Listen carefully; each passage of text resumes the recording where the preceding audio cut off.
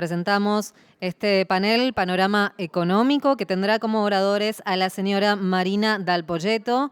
Es licenciada en Economía de la UBA y máster en Políticas Públicas de la Universidad Torcuato Di Tella. Fue subgerente de análisis macroeconómico del Banco Central de la República Argentina y jefa de asesores de la Secretaría de Política Económica del Ministerio de Economía. Anteriormente desempeñó tareas en el INDEC, fue profesora de Cuentas Nacionales, Economía y Finanzas en la UBA, la UCES y la UTDT y consultora del Banco Interamericano de Desarrollo, de la Comunidad Europea y UNICEF. Es columnista del programa de radio La Nata Sin Filtro, del diario Perfil, y realiza contribuciones a diferentes medios periodísticos locales e internacionales. Desde 2005 se dedica a la consultoría económica financiera, codirigiendo durante 12 años el estudio Bain y Asociados, y a partir de julio de 2017 EcoGo Consultores. También invitamos a este panel de Panorama Económico al señor Santiago Bulat, analista económico que se desempeña en el área de macroeconomía, economía internacional y mercados financieros. Santiago Bulat es licenciado en Economía, graduado de la Universidad de Buenos Aires y máster en Finanzas por la Universidad del SEMA. Se desempeña como economista asociado a Inbec Consulting, economista investigador de IDEA Argentina, conductor en CNN Radio y columnista los domingos en La Nación. También integrarán este panel el señor Fausto Spotorno, licenciado en Economía por la UCA, máster en Finanzas por la UCEMA. Fausto Spotorno es un economista y profesor universitario que se desempeña como director del Centro de Estudios Económicos de Orlando Ferreres y Asociados, Instituto de Economía de la UADE, miembro de la Fundación Norte y Sur de Argentina.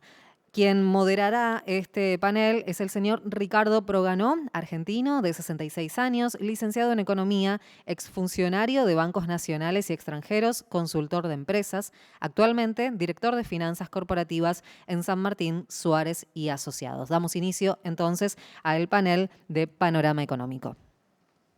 Bueno, muy bien. Buenas tardes a todos, les agradezco la presencia y, bueno, por supuesto, la convocatoria a la Cámara. Tenemos acá un panel de lujo, 3 economistas muy conocidos, de gran prestigio. La idea es tratar un tema en común, que va a ser qué perspectivas tenemos para el año próximo, para el 2022, que como ustedes imaginarán es todo un tema. La mecánica es que cada uno de los expositores le dedique aproximadamente 10 minutos al tema y después quedamos abiertos para las preguntas de los asistentes. Así que vamos a seguir este mismo orden y le doy directamente aquí la palabra a Marina. Bueno, muchas gracias por la invitación, un gusto estar acá. Después de la presentación anterior, que escuchamos una parte, la verdad es que si no se ordena la política, no nos pidan a los economistas cómo se resuelve este embrollo. O sea, el problema no es técnico, aunque obviamente requiere de técnica. Estamos discutiendo y a los gritos la herencia, la herencia de la herencia, la herencia de la herencia de la herencia y en vez de tratar de ordenar hacia adelante, lo único que estamos viendo es quiénes son los culpables de cómo llegamos hasta acá. Si uno tiene que plantearse con la pregunta de recién, o sea, ¿cómo vemos el 2022? Estamos a 4 días hábiles de una elección de medio término. O sea, un gobierno que puso toda la carne en el fuego para llegar a una elección de medio término en la cual, según los números que se estaban barajando, es probable que pierda la provincia de Buenos Aires por 8 o 9 puntos. Y poner toda la carne en el asador implicó postergar un acuerdo con el fondo de un programa que estaba vigente en agosto 19, cuando el gobierno ganó la elección, o sea, eran las PASO, pero era la elección. Yo no lo mencionaron los politólogos antes, pero creo que hay un problemón enorme respecto al sistema electoral. PASO y 2 meses y medio después una elección, es un camino de nadie. Pero el acuerdo con el fondo no, se cayó, no estuvo después de que ganó la elección en octubre, no estuvo en diciembre. Desde el vamos sabíamos que había una concentración de vencimientos de la deuda que arrancaban en septiembre de este año, cuyo primer pago se hizo en septiembre, un segundo pago de $1.900 millones en diciembre, y después hay 18.000 millones de dólares del Fondo Monetario que vencen a lo largo de 2022, de los cuales entre Fondo Monetario y Club de París hay cerca de 7.000 millones que vencen en el primer trimestre del año, de los cuales 5.000 vencen en marzo. O sea, marzo es un deadline. Yo escuchaba a los politólogos diciendo la posibilidad de transitar. La verdad es que necesitas urgente un acuerdo con el fondo que descomprima los vencimientos. Si querés seguir pagando con reservas del Banco Central, vas a tener un problema financiero grave. Y si no querés pagar y decidís no pagar sin tener un programa detrás, vas a entrar en zona de atrasos con el Fondo Monetario, no es un camino viable. Requerís un acuerdo en los tiempos preestablecidos. El punto es cómo, después del 14 de noviembre, el gobierno, que hasta ahora viene diciendo, en manos del ministro, es mejor un acuerdo bueno que un acuerdo rápido, bueno, hoy ya está diciendo que es mejor un acuerdo rápido porque marzo es un deadline.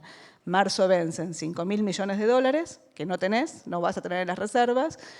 A partir de marzo, abril y mayo vencen 1,5 billones de pesos y además tenés una concentración de futuros del Banco Central. De nuevo, requerís urgente un programa, ya no es una discusión de radicalización sí, radicalización no, requerís un programa que te descomprima los vencimientos y ahí la principal discusión es qué programa podés tener, dado que hoy requerís el gobierno que se ordene, requerís que la oposición se ordene y sobre todo requerís que el fondo te apruebe ese programa donde el fondo tenés los 3 niveles, tenés el staff, tenés a Georgieva que está en alguna forma contra las cuerdas y después tenés, uno diría el gobierno americano o lo que es la política, donde el fondo no quiere que Argentina entre en atrasos, pero la discusión es, bueno, ¿qué programa tenés atrás? Si uno tiene que ordenar los problemas, voy más rápido, yo diría que Argentina tiene, en términos de, no de diagnóstico, ¿no? Digo, de visualización del problema, uno diría, tiene una inercia inflacionaria que está cómodamente en la zona del 50%, 3,5% mensual, con algunos sectores muy favorecidos, cuyos precios suben bien por encima del 50%, y algunos sectores muy perjudicados, cuyos precios en algunos casos están congelados y en otros casos están mirados de cerca por la política. Tiene una brecha cambiaria que donde interviene el Banco Central está en 80%, dólar MEP de 180, dólar de contado con liquidación de 216, 17 pesos. Y tiene, el tercer problema es bueno, la propia dispersión de precios, no solo en términos de aumento, sino en términos de niveles. O sea, hay sectores cuya hoja de balance mejoró y hay sectores cuya hoja de balance claramente empeoró. Eso es lo que uno ve del problema. Del otro lado, si uno tiene que decir algo, tenés una economía que como contracara de un sobrante de pesos, sobran pesos en la economía, de nuevo, uno podría decir sobran pesos o falta demanda, pero bueno, es lo mismo, o sea, hay más pesos de los que la gente quiere tener, para los cuales requerís un cepo muy rígido que te genera esa brecha, y esa brecha cambiaria genera incentivos muy perversos en el funcionamiento de la economía. Los exportadores, si no tienen retenciones, reciben la mitad del precio, los importadores beneficiados pueden importar a 100. En el medio, los precios de la economía tienen esta distorsión detrás, que es literalmente una transferencia de ingresos muy violenta, que obviamente los agentes se acomodan, pero es muy difícil tener esa brecha y tener un programa con el fondo. Entonces, sobrante de pesos, faltante de dólares en las reservas netas hoy son 5.600 millones de dólares, no te alcanzan para seguir pagando, requerís un acuerdo, y el principal problema que tenés es que acabaste de reestructurar la deuda con privados hace un año atrás, sin holdouts, y tu deuda rinde arriba del 20% la deuda corta. Riesgo país de 1.700 puntos básicos. Entonces, de nuevo, ¿cuál es la visualización del problema? ¿Cuál es el problema que tenés? ¿Cómo enmarcas esto? Entonces, los economistas siempre hacen énfasis en el deterioro fiscal y la ausencia de una moneda como contracara del deterioro fiscal. Argentina, país que históricamente tuvo déficit, yo diría América Latina históricamente tuvo déficit, país que tuvo un plan de estabilización que funcionó en los 90, que fue la convertibilidad, plan que funcionó, pero que no sobrevivió a un escenario de tasas de interés altas en el mundo y un dólar fortalecido en el mundo que duró más tiempo del requerido, con precios internacionales que te jodieron, y sobre todo la devaluación de Brasil en el 99, terminó mal, ruptura de contratos, y yo diría ruptura del ejido social. O sea, de alguna forma la política, después del que se vayan todos, se ordenó. Tuviste un acuerdo político entre Duhalde y Alfonsín que te permitió sentar las bases de la estabilización, previa transferencia de ingresos violentísima, ¿no? Pero tuviste la posibilidad de combinar ese escenario de superávits gemelos con un escenario muy benigno en términos de dólar devaluándose a nivel global. Acuérdense, el euro llegó a valer 1,60 en el año 2007. Y ese escenario con las hojas subiendo de precio, digo, la verdad que Argentina tenía todo para estabilizar la demanda y tuviste gobiernos que priorizaron sistemáticamente el corto plazo, el kirchnerismo. Macri intentó corregir las distorsiones, más que corregir las distorsiones, era administrar las distorsiones apelando al crédito, terminó mal, vino el acuerdo con el fondo, pero lo que digo es, venís sistemáticamente de alguna forma fugando hacia adelante. Entonces, si uno tiene que plantear, la discusión hoy es, bueno, ¿cómo ordenás esto? Entonces, el déficit fiscal lo tiene Argentina, lo tiene el mundo en general. Argentina no tiene moneda, el financiamiento del déficit fiscal es monetario. El problema es que el déficit fiscal no lo corregís como se corrige en países normales, que es haciendo el ajuste nominal del gasto o el ajuste nominal, un aumento nominal de los recursos, sino que se hace básicamente con inflación. La inflación te lleva sistemáticamente a niveles de inflación más altos. Entonces, un shock para corregir el déficit fiscal inflacionario termina mal si no lo enmarcas en un plan de estabilización. Y corregir las variables nominales para corregir el déficit fiscal implica, en criollo, soltar el dólar, soltar las tarifas o corregir las tarifas, manejar las pujas distributivas. Si te va bien, es un plan de estabilización. Si te va mal, es un rodrigazo. Claramente, el gobierno va a intentar evitar esa corrección de shock de arranque, sobre todo si no lo tienen marcado en un programa con el Fondo Monetario. El gobierno intentaría ir a un plan gradual sin usar los precios relativos para estabilizar es muy difícil, pero el problema es que ese plan gradual que uno manejaba como escenario base hasta ahora, después de las elecciones y después del cambio en la composición del Congreso, es muy poco probable que el gradualismo o el plan mediocre sea habilitado por un programa con el fondo. Entonces, el problema no es solamente si el gobierno se ordena o no se ordena, sino si el gobierno se ordena y qué programa puede pasar en los tiempos que vos requerís para evitar tener un shock nominal. Y cuando uno mira la tasa de inflación, vuelvo al principio, 50% anualizado con precios congelados, dólar moviéndose al 1, bueno, la verdad es que en 2015 vos también tenías una inflación con un dólar moviéndose al 1 y precios de tarifas congelados, pero la inflación era 1,5% mensual, era un ritmo del 20 anualizado. Acá es un ritmo del 50 anualizado, con una economía muy cerrada, con sectores protegidos cuyos precios han escalado y la normalización de ese esquema requiere un set de reformas estructurales que hagan a la competitividad sistémica del funcionamiento de la economía que hoy ni siquiera están en agenda. Entonces, ¿cómo se ordenan los cortos tiempos que requerís? Un programa que te descomprima los vencimientos, bueno, es lo que estamos todos tratando de rascarnos la cabeza. Me imagino que después de la elección vamos a ver si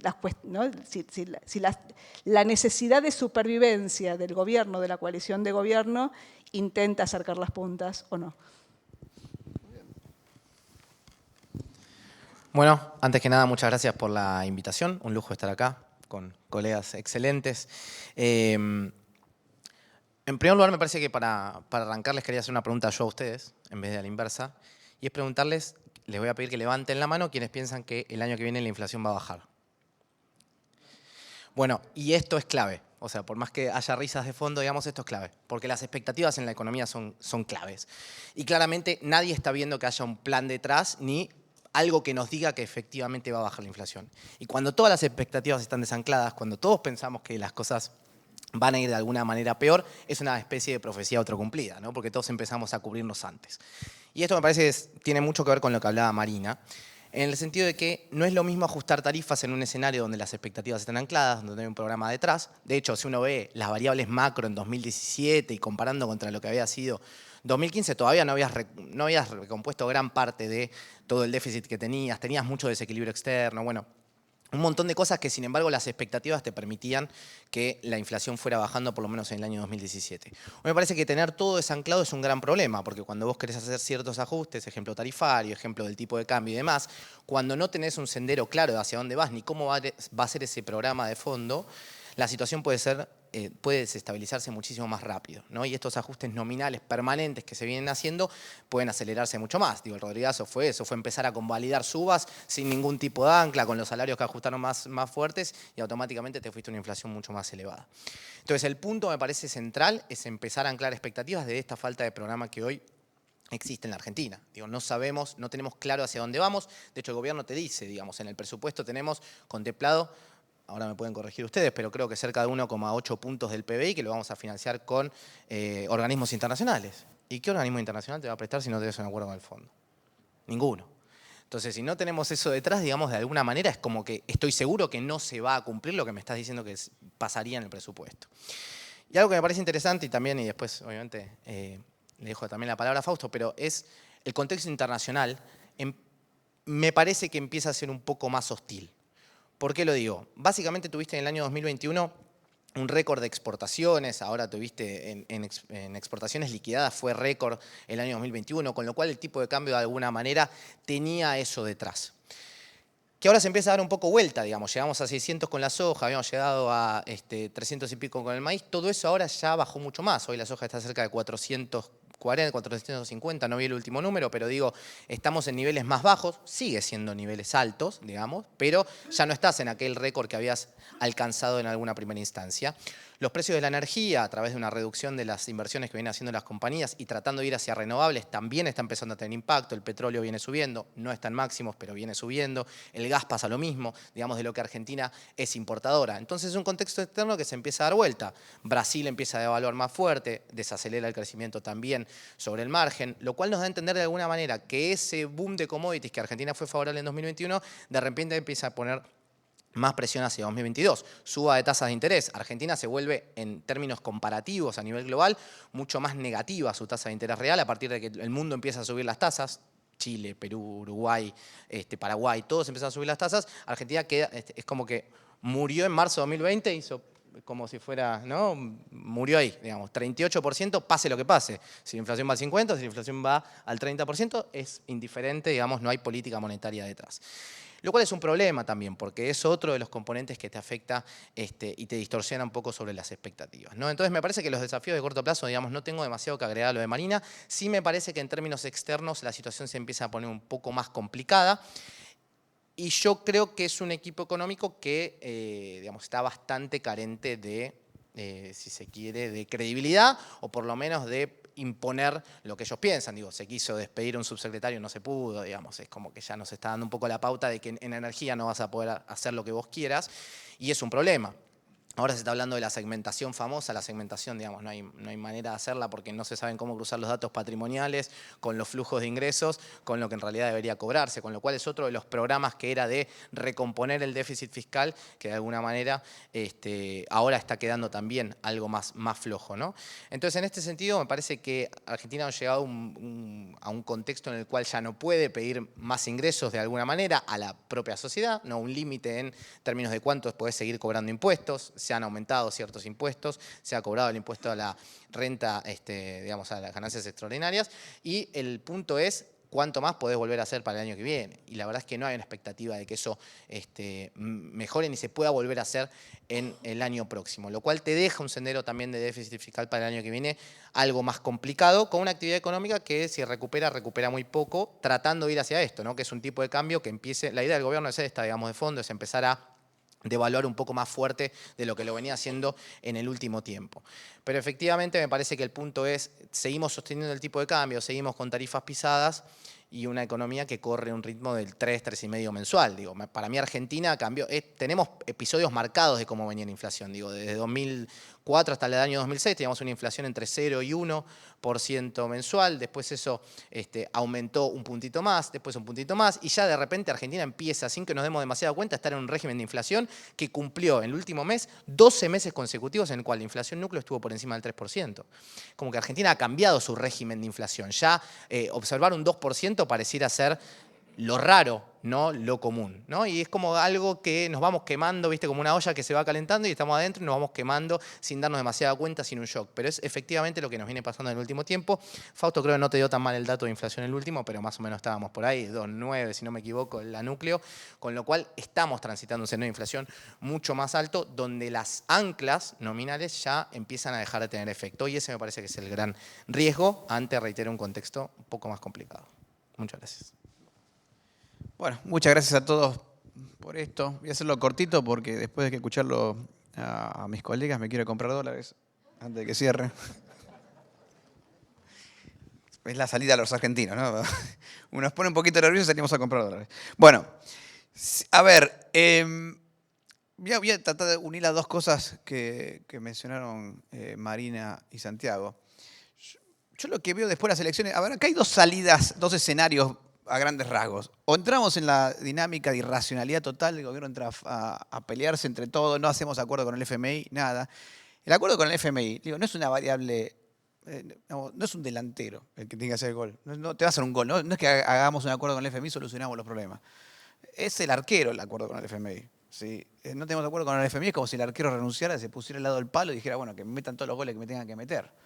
Entonces, el tema que planteó Marina es clave. Los tiempos son chiquitísimos. Tenemos el 14 de noviembre en las elecciones. El lunes ya tenemos que empezar a tener noticias por varias razones. Voy a darles algunas para apurar el tema, para ver que los temas son rápidos.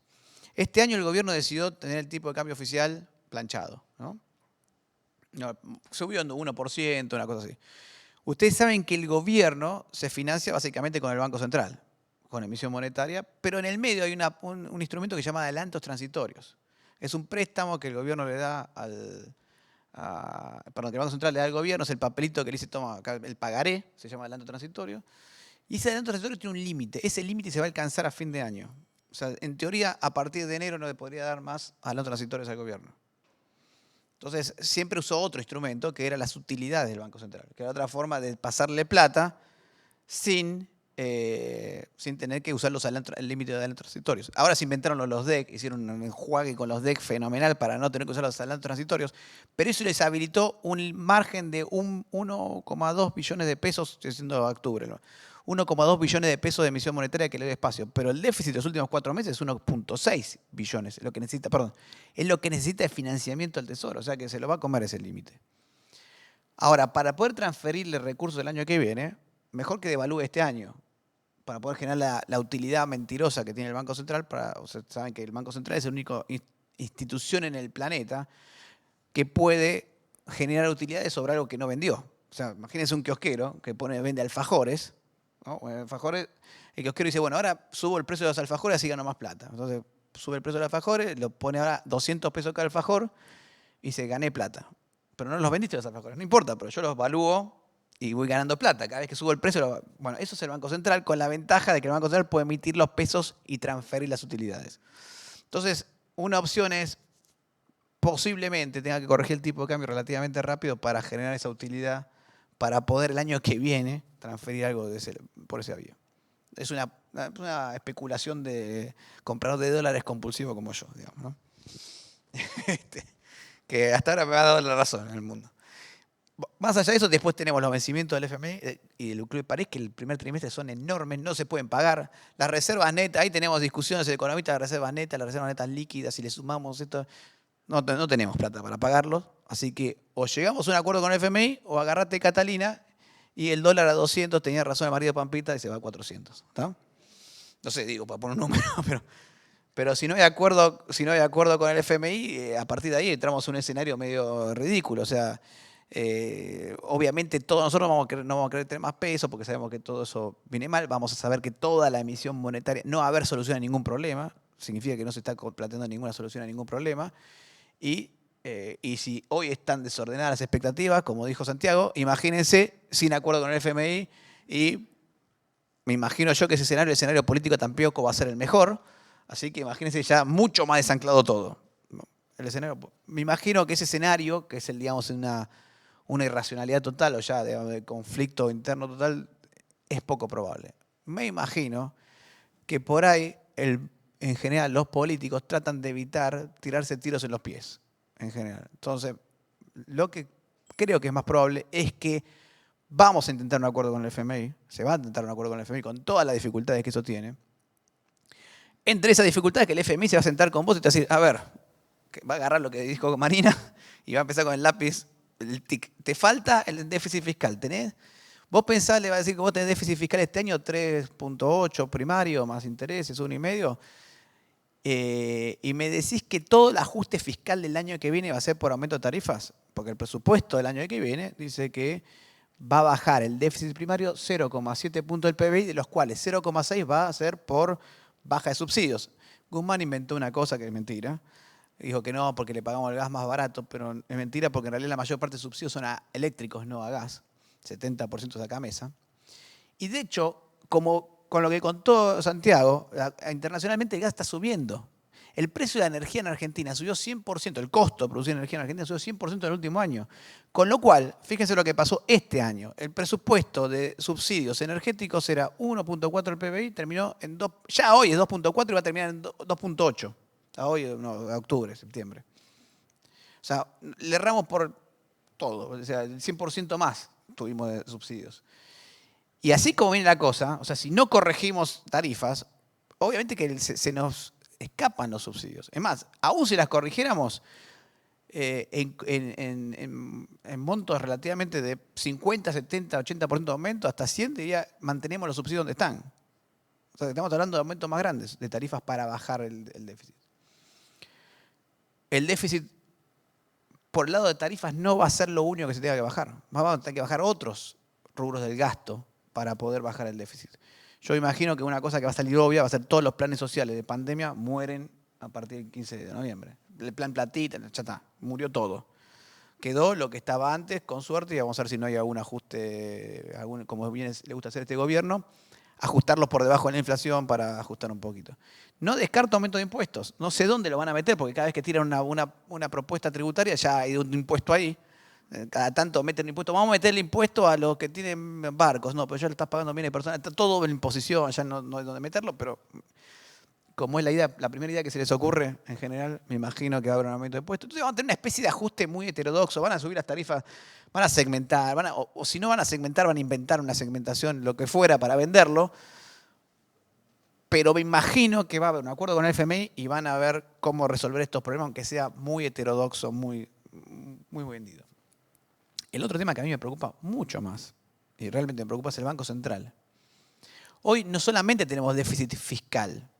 Este año el déficit primario va a ser 3.7, 3.8 el PBI, más 1,5 de intereses, vamos a estar en 5 y algo, 5,3 de déficit fiscal. Pero el Banco Central va a terminar con un déficit cuasi fiscal de 3,5 puntos. O sea que en total, estamos hablando de un déficit que está entre 8,5 y 9 puntos del PBI, entre el Banco Central, que tiene déficit por los intereses que paga por su deuda, y el Estado Nacional. Y todo eso se financia o con emisión monetaria o con más LELIQs y más pases y pateando el problema para adelante. Ese tema te lo va a plantear el FMI también. Me imagino, che, ¿qué vas a hacer? Es más, no te lo va a plantear, estamos seguros que te lo va a plantear porque se lo planteó Macri cuando tenía el tema de las LEBACs, que era un problema muchísimo menor que este, porque en ese momento por lo menos tenía reservas el Banco Central. Ahora es todo deuda, una pelota de deuda, un montón de paga Dios en el activo y algunos dólares de reserva. Entonces, va a haber una necesidad de ordenar en algo el Banco Central. Y me imagino que así va a transcurrir el acuerdo con el FMI. Muy peleado, pero hay que empezar a hacerlo el 15 de noviembre, porque como vas a tener que hacer soluciones que obviamente van a tener que tomar soluciones que están muy en contra de lo que el gobierno piensa, van a tener que ser alguna cosa medio heterodoxa, medio subir impuestos, segmentar las tarifas, colocarle algo a los bancos, por lo menos parcialmente, para reducir el problema del cuasi fiscal. Y imagino que en toda la lista que tengan con el FMI van a tener que plantear alguna solución que no va a ser ninguna solución final, ¿no? Por así decirlo. Va a ser todas soluciones para llegar hasta el 2023.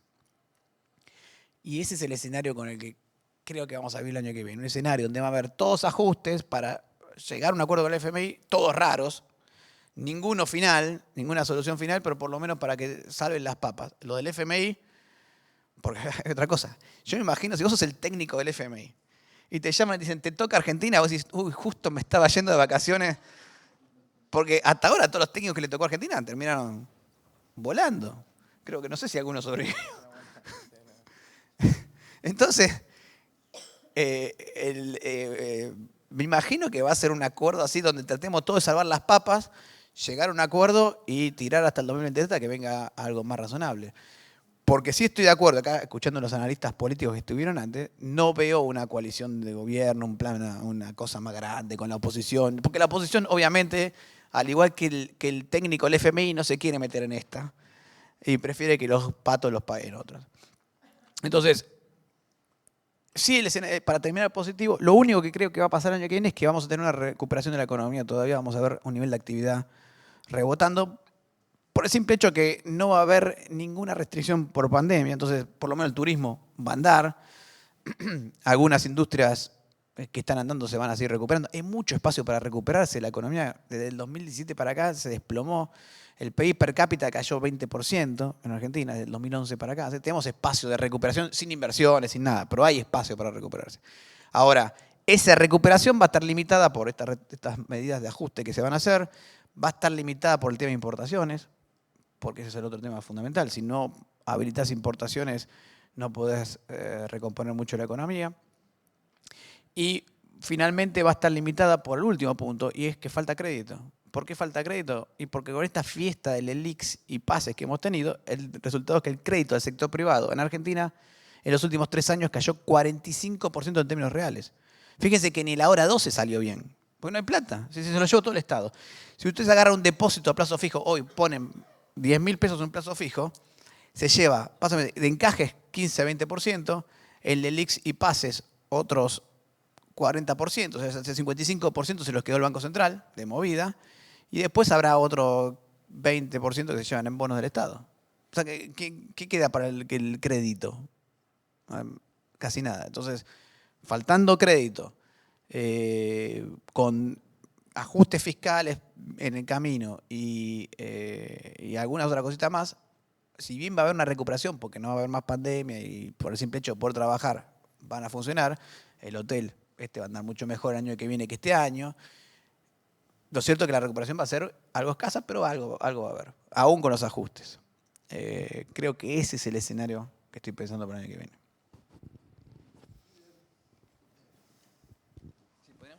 Sí, ¿no? Sí. Bueno, muchas gracias a los expositores que nos han dado panorama muy interesante para el año que viene. Digamos, yo creo que coincidiendo, y ahí veo una diferencia con el panel anterior, mi opinión personal es que hay mucho menos tiempo de lo que se cree. Digamos, acá la cosa es muy urgente y creo que no. Bueno, creo que el 2022 va a ser muy entretenido. Yo creo que lo mejor es pasar a las preguntas. Así que si alguno de ustedes... ¿Perspectiva de inflación para el año que viene? Más que este año. Sí. Obviamente depende de las 3 variables que, ¿no? Digo, ¿qué pasa con el dólar? ¿Qué pasa con las tarifas? ¿Qué pasa con los salarios?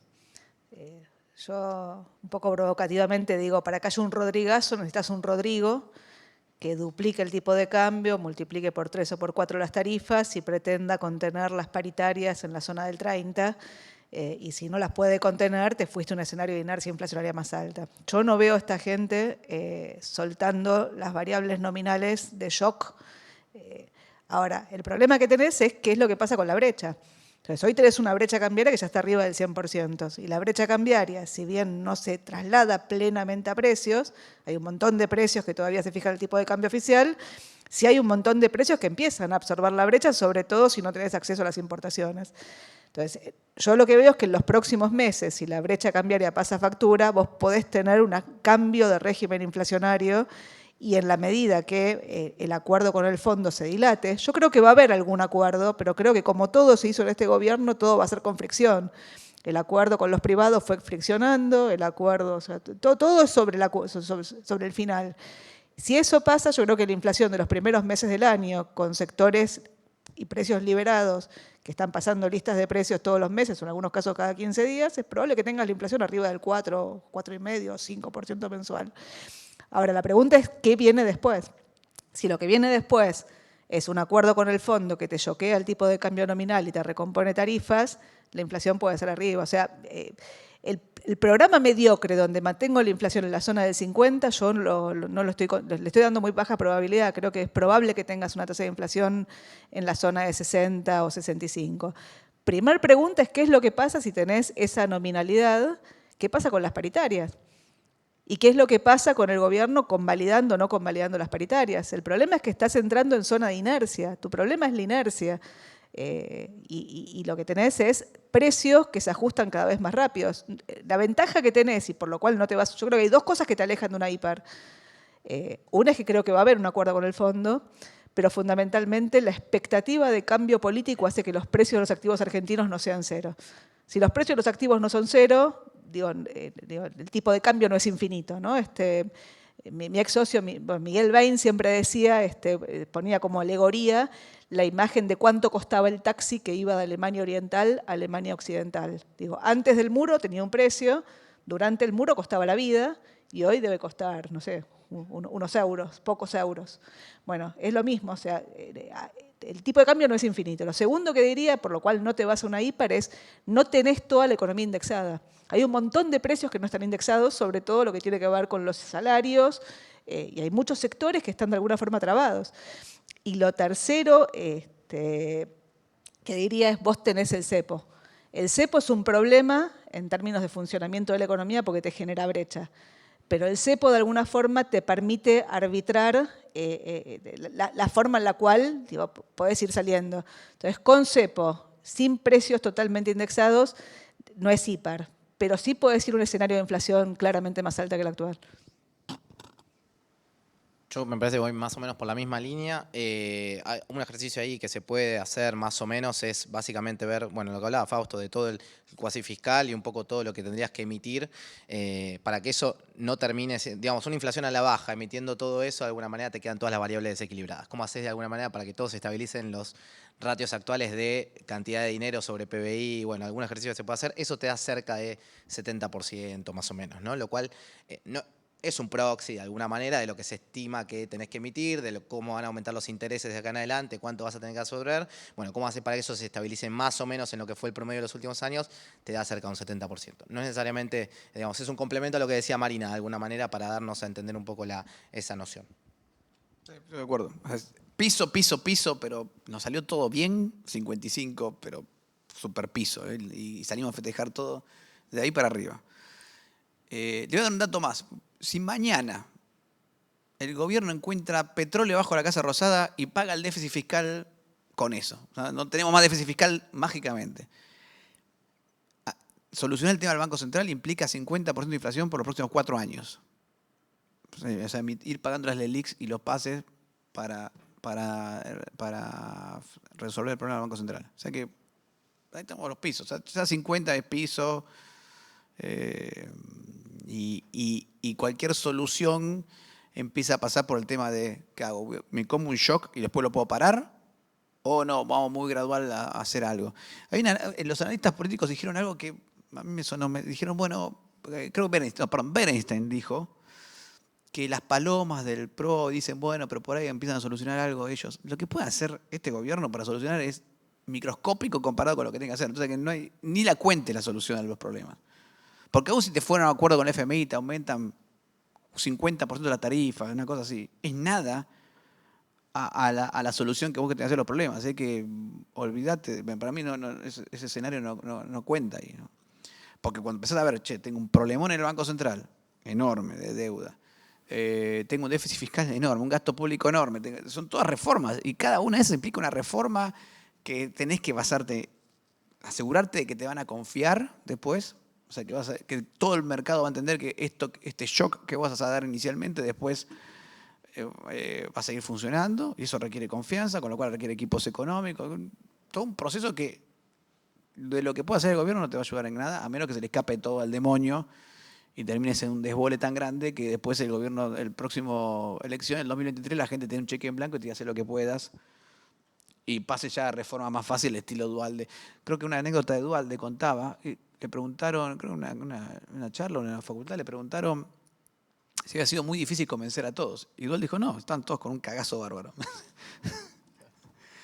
A menos que estés en ese escenario, que creo que el próximo gobierno tiene que ponerse los pantalones, aún con algunas soluciones parciales que se puedan dar con estos escenarios que estamos planteando medio mediocre de llegar hasta el 2023, ¿no? Sí, bueno, con el tema que decías de las pymes, ¿no? O sea, ¿cómo ves la actividad, de volver a la actividad económica y sobre todo vis a vis el tema de las importaciones? O sea, hay siempre un componente importado. O sea, ¿cómo ven a las pymes con el componente importado? Yo lo que diría es, este año la recuperación, el rebote fue significativo. O sea, todavía la economía acumula una caída del PIB per cápita cerca de 16% desde 2012. O sea, la economía se estancó en 2012, entró en recesión violenta 2018-2019, el año pasado con la pandemia fue un desplome y un rebote muy significativo. Los niveles de actividad en promedio están iguales a los niveles de actividad de principios de prepandemia. En promedio, hay sectores que están arriba, industria, construcción, productores de bienes, y sectores asociados a los servicios todavía dañados por la pandemia que están abajo. Yo hoy te contestaría dos cosas. La primera es, depende de qué sector estés hablando.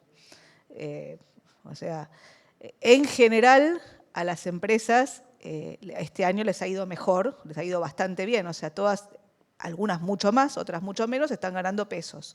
Cuando se mira la evaluación en dólares, te dan ganas más de llorar, pero el principal problema que hay en la Argentina, y un poco con lo que decía Fausto antes, no es que no hay, o sea, no hay demanda de crédito, no es que no hay oferta de crédito. No hay demanda de crédito, todos tienen más pesos de los que quisieran, la pregunta que hay es qué hacer con los pesos. Entonces, si compras stocks, entonces te dicen, no, ya tengo. Bueno, lo que pasa es que la demanda no me lo convalida. A veces, bueno, como la demanda no te lo convalida. O sea, te pasaste con el precio, pero digo, claramente hay una supervivencia por acomodar el margen, por las dudas, expectativas. Entonces, depende del sector.